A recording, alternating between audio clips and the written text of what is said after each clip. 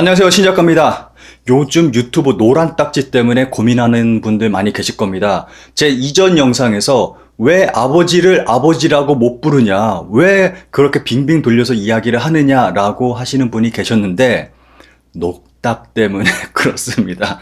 저 같은 경우는 제가 좀 여러 가지 키워드들을 테스트를 해봤는데 한국과 일본 이렇게 만나면 노딱이 붙어요. 한국인, 일본인 요 조합도 당연히 노딱이 붙습니다. 그리고 어떠한 단체 이름을 언급을 해도 노딱이 붙어요. 특히 어떤 정당 이름 이런 거 말하면 노딱이 붙습니다.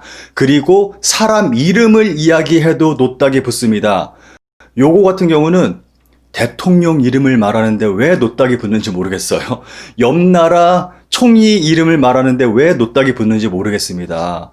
심지어는 제가 이전 영상에서 몽당연필 거리행동 이벤트가 있어서 좀 관심 있으신 분들은 참여해주세요 라고 영상을 올렸는데 그 영상에도 노딱이 붙었습니다. 그 정도입니다. 그래서 어떤 분들은 나 노딱 붙었다, 나 공격당하고 있다 라고 말씀을 하시는 분들이 계세요. 그런데 그거는 공격당하는 게 아니라 원래 최근에 유튜브의 정책이 좀 빡세져서 원래 노딱이 붙는 겁니다. 뭐 공격당하고 이런 거 아니에요. 그 공격당했다고 강조해서 좀 말씀하시는 분들은 제가 볼 때는 일부러 그러는 것 같아요. 일부러 구독자분들의 어떤 호응, 결집 뭐 이런 거를 노리고 일부러 나 공격당하고 있어 라고 말씀을 하시는 것 같습니다. 이거는 누구나 다 벗어날 수 없는 유튜브의 정책이기 때문에 어쩔 수가 없습니다. 똑같습니다. 유튜브 같은 경우는 아무래도 제가 볼 때는 정치 그리고 어떤 사회 문제 이런 부분에 대해서 아예 말을 못하게 하려고 이러한 정책들을 펼치고 있는 거 아닌가 하는 생각도 듭니다. 그러고 보니까 오늘 영상 시작도 노딱 붙는 그러한 단어들을 사용을 해서 이 영상도 100% 노딱이 붙는 영상일 것 같네요. 오늘 이 노딱 붙는 영상의 내용은 일본의 황당한 법 탑 4에 대해서 말씀을 드리도록 하겠습니다. 요거를 좀 보실 때 그냥 보시는 것보다 우리하고 일본하고 굉장히 좀 밀접한 부분이 많이 있기 때문에 그 부분을 생각을 하시면서 좀 보시면은 재미있게 보실 수 있을 거라고 생각을 합니다. 그러면은 4위부터 들어가 보겠습니다. 4위 개인정보보호법, 개인정보의 보호에 관한 법률. 2015년 이 법이 제정된 표면상의 이유는 정보화의 진전에 따라 발생하게 되는 컴퓨터 네트워크를 통한 개인정보 취급상의 문제를 해결하기 위함입니다. 인터넷상의 대규모 정보 유출 등의 사건이나 개인정보를 매매하는 사건이 자주 발생하자 개인정보의 보호 차원에서 발의된 것인데 문제는 정치인의 프라이버시를 일반 개인의 프라이버시와 동일선상에 놓고 법적 보호를 부여하고 있다는 것입니다. 이에 따르면 거대 매스컴 위의 출판사, 개인 프리랜서 저널리스트가 정치인의 스캔들을 폭로하는 것은 프라이버시 침해라는 규제 대상이 되는 것입니다. 일반적으로 정치인 같은 경우는 모든 것을 공개해야 되는 그런 특수한 위치에 있습니다. 그리고 미국과 같은 일반적인 민주주의 국가에서는 정치인에 대한 보도를 제한하지 않고 다 보도할 수 있게끔 하고 있습니다. 그런데 일본 정치인들은 국민을 핑계 삼아서 자신들의 신변 보호용으로 법을 만들어서 좀 악용을 하고 있죠. 우리 같은 경우는 정치인들이 국민을 상대로 고소고발을 막 많이 하죠.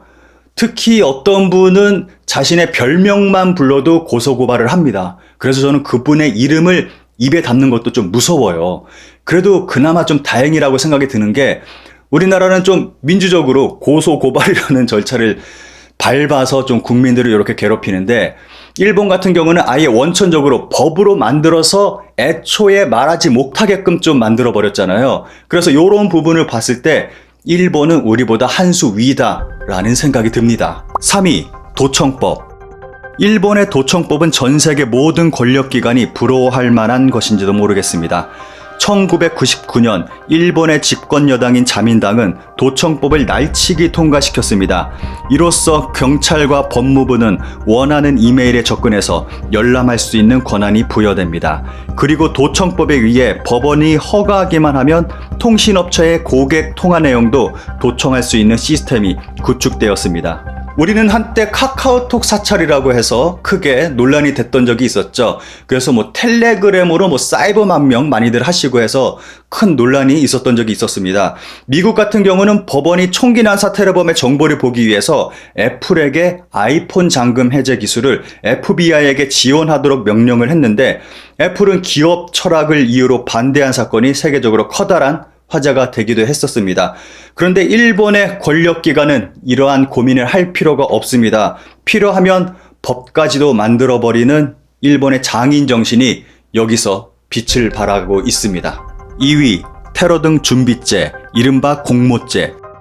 2017년 테러 등 준비죄, 이른바 공모죄 법안이 국회 중의원 법무위원회를 통과했습니다.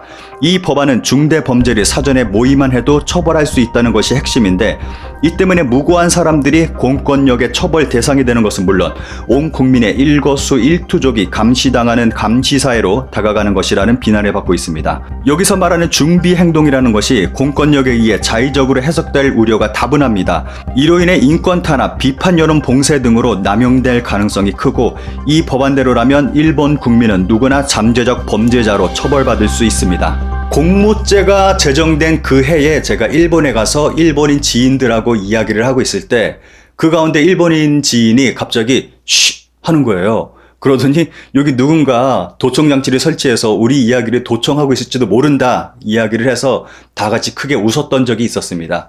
그런데 뭐 요거는 농담처럼 한 얘기고 크게 웃긴 했지만 일본의 씁쓸한 현 주소입니다.